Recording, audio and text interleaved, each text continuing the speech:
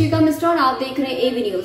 Lockdown के दौरान 1200 kilometre की सफर तय कर साइकिल गर्ल के नाम से जाने जाने वाली ज्योति किसी पहचान की मोहताज नहीं रही।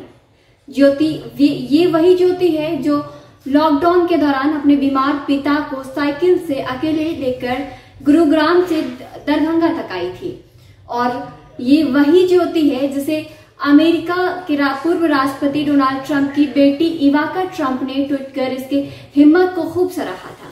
और अब ज्योति को समाज कल्याण विभाग ने भारत सरकार के नशा मुक्ति अभियान का ब्रांड एम्बेसडर बना दिया है। इतना ही नहीं, पटना से चलकर खुद सामाजिक सुरक्षा के निदेशक दरभंगा के बहादुरपुर प्रखंड के बुनियादी केंद्र पहुंची ज्योति पासवान को न सिर्फ सम्मानित किया गया बल्कि ज्योति को 50,000 की आर्थिक मदद भी दी गई। साथ ही पढ़ाई में मदद के लिए एक स्मार्टफोन भी दिया गया।